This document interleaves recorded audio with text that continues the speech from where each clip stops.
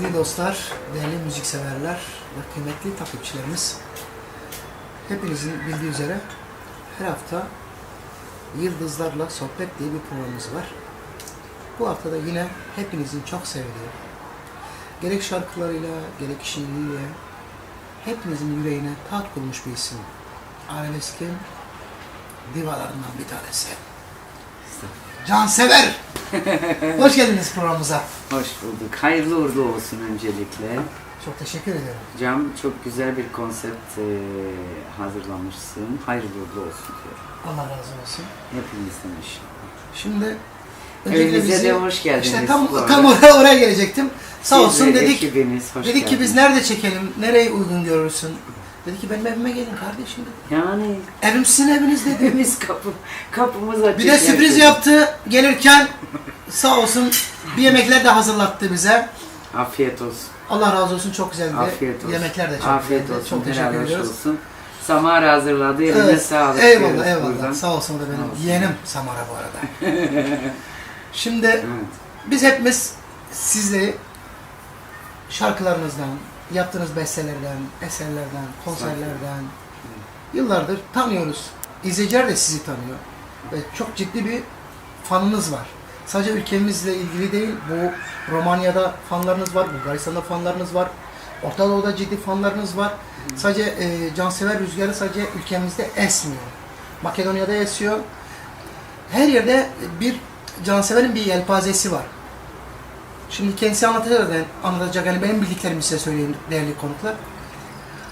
Türkçe, Arapça, Makedonca, Romence, Bulgarca gibi birçok projelerde yer almış ve bu dillerle ilgili besteleri var ve bu dillerle ilgili her ülkede de ülkemizin bilmediği birçok mecralarda klipleri yayınlanıyor ve birçok ülkemizin sınırlarını aslında bilmediği, yani medyanın, bizim ülkemizin medyasının bilmediği Cansever hanımefendinin çok büyük bir yelpazesi var. Bu yelpazelerden başlayacağız. İlk önce Cansever kimdir? Nasıldır? Nerelidir? Bir kendini anlatmasını istiyoruz sizden.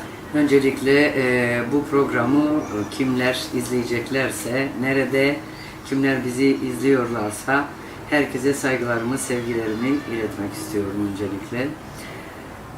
Cansever Makedonyalı, 7 çocuklu bir ailenin en küçük kızıyım ben.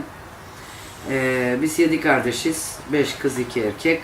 İkisi eksildi tabi ailemizden, büyük ablam ve küçük erkek kardeşim. Allah rahmet eylesin. Onlar Allah'ın rahmetine kavuştular. Allah rahmet eylesin. Başka acı vermesin. Dostlar sağ olsun. Amin. Makedonya'da dediğim gibi benim annem babam geçimini tarlalarda çalışarak, işte ırgatlık yaparak daha doğrusu sağlıyorlardı. İşte bize bakıyorlardı. Yani yoksul bir ailenin çocuğuyum, öyle desem daha doğru olur.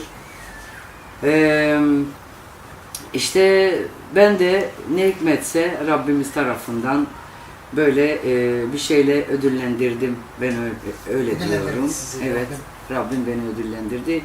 İşte ses verdi. İşte sen sesinle ekmeğini kazanacaksın demiştir tabii ki. Ondan sonra ben çocukluğumdan beri önce tarlalarda çalışırken, ırgatlık yaparken mırıldanıyordum, işte şarkı söylüyordum. Ondan sonra bir orkestrayla annem babam beni düğünlere gönderdiler. Kaç yaşındaydın? Düğünlere gitmeye başladım. O zaman 13-14 yaşındaydım. İlk konserlerim düğünlerde, yani öyle Evet. diyelim, halk düğünlerinde işte. Ondan sonra işte Avrupa'da restoranlarda, mekanlarda sahne almaya başladım. Ta ki 96 yılında bana Türkiye'den işte bir teklif. Oralara geleceğiz. Oralara geleceğiz evet. ama tabii ondan Şimdi önce daha çok var aslında Evet. da. Öncesi mesela Yani. Cansever ne zaman müzik aşkı kalbine doğdu ve ben bu işi yapmalıyım dedi kendi kendine. Vallahi Şerif Usta, ben kendimi bildim bileli yani şarkı söylüyorum. Daha doğrusu açıkçası belki kimsenin bilmediklerini söyleyeyim. İlk defa senin programında söylüyorum bunu. Ben ilk ilahiler okuyordum yani. İlk mesela 5-6 yaşlarında, 6-7 yaşlarındayken ilahiler okuyordum. Peki hangi ilahiydi mesela? Bir tane ilahi. Yani şöyle şimdi bizim orada tabii Rumeli hani şive farkı olabilir Dinlemek ama isterler. şöyle bir şey hatırlıyorum. Abimle yani rahmetli abimle okuyorduk Allah birlikte. Seydi Seydi selamet Allah Seydi Seydi selamet gökten indi Cebrail Allah gökten indi Cebrail böyle bir şeydi. Çok etkiliymiş ya. Evet çok güzel. Peki, bir şey tabii diyeyim. sözler aklıma Hiç gelmiyor düşündün ama mü hiç böyle bir ilahi bir projesi falan? Düşündün çok mü mesela? istiyorum. Aslında bu Ramazan'ı kaçırdık ama Çok bir dahaki istiyorum. Ramazan'a bence bunları yapmalısın. Çok etkiledi beni mesela bu. Evet. Bunları toparlayabiliriz ve bunlara Tabii. bir sözleri yani ülkemizin anlayacağı bir şekilde de Aynen. düzenleyebiliriz. Tabii. Çok güzel, çok etkiledi beni. Ben- Buradan başladın. Çok doğru yoldan başlamışsın. Evet buradan başladım. Allah'ın kelamıyla Aynen. başlamışsın. Manayla başlamışsın. Ne Evet güzel. yani şarkı falan ben bilmiyordum. İşte dediğim gibi ilk önce böyle biz Manayla benim geldi. sesim hani güzel diye böyle çocukları mesela okutuyordular. Ve bizim orada bir tane ne derler ona şeyh mi derler ona şimdi Evet, yanlış bir şey konuşmak Ulemalar istemiyorum olur. tabii gelirdi böyle bize vaaz verirdi mesela anneme babama mahalledeki işte bütün Müslümanlara çünkü ben Hristiyan bir ülkede doğdum yetiştim o yüzden fazla dinimizi tanımıyorduk yani daha doğrusu namaz bilmezdiler bizimkiler abdest bilmezdiler şunu bilmezdiler onu bilmezdiler daha yani bu işi bilen mesela büyüklerimiz vardı. Onlar ev dolaştırdılar. Çok iyi hatırlıyorum. Araya girdim. Makedonya'dan bahsediliyor Makedonya'dan arkadaşlar. Evet. bahsediyorum. Hangi şehir? Veles. Velet şehrinde. Türkçe adı Köpürlü. Bizim çok göçmenlerimiz de var ayrıca oradan Türkler. Yani çünkü biz orada yetiştiğimiz, büyüdüğümüz için mesela çok camilerimiz de yoktu o zaman. Din adamları mahalle geziyorlardı. Ev mesela. Gelirlerdi işte Allah ne verdiyse bir yemektir, bir çaydır, bir kahvedir. Ondan sonra vaaz, sohbet işte. İşte Rabbimizden, peygamberlerimizden anlatırlardı. Ondan sonra tabii ki bizden daha büyük insanlar böyle ilahi okuyordular. Biz de mırıldanıyorduk. Mesela bizim komşular söylüyordular ya işte bizim Cansever'in çok güzel sesi var işte falan. İşte o abiler de bize böyle ilahiler bunları öğrenin filan diyorlardı. İlk önce ilahiyle Çok başladım. doğru yerden başlamışsın. Doğru yoldan başladık. Allah'ın Hamdolsun. kelamıyla ve manayla başlamışsın. Evet. Ondan sonra işte okul derken falan filan okulumu da bitiremedim. Neden bitiremedim? Dediğim gibi fakirlik, Aile fukaralık ekonomiden çok. dolayı. Ekonomi durumumuz iyi değildi tabi. O yüzden köye gitmek zorundaydım ben de tarlalara annemle babamla. Çünkü bana bakan yoktu evde kardeşime. O yüzden fazla okulumu da bitiremedim tabii ki. İlkokul 4. sınıfa kadar okuyabildim ancak. Ondan sonra öyle derken işte şarkılar, kasetler tabii ister istemez o zamanlar. İlk kaset İlk kaset ben ilk Hint şarkılarını öğrenmeye başladım. Çünkü o zaman sinemaya Hint filmleri geliyordu. Ben Türkçe şarkılar... İlk Hintçe şarkı. İlk Hintçe şarkı... Şimdi tabii çok eski falan. Sorular hızlı geliyor bu arada. Evet sorular Abdurrahman ben sana ilk ne soracağımı da sormamıştım İn- biliyorsun. İlk Hint şarkı şimdi aklıma gelir mi bilmiyorum. Belki biraz sonra Biraz sonra gelirse okurum. söylersin bize. İşte ondan sonra Arapça şarkılar. Bizim bir komşumuz vardı. O şeye gidiyordu. Libya, Lübnan mı ne desem. Şeyler ustaydı kendisi işte binalar Evet. falan. Getiriyordu işte kasetler falan. Öyle ilk önce ben oradan dinledim. İlk önce de Ümmü Gülsüm'ü dinledim. Çok önemli dinlediniz. İlk önce o zaman kaç yaşındaydım yalan söyleyeyim ama belki bir 11 12 yaşlarındaydım yani. Artiste o zaman daha boş. ne olsa hemen kapan.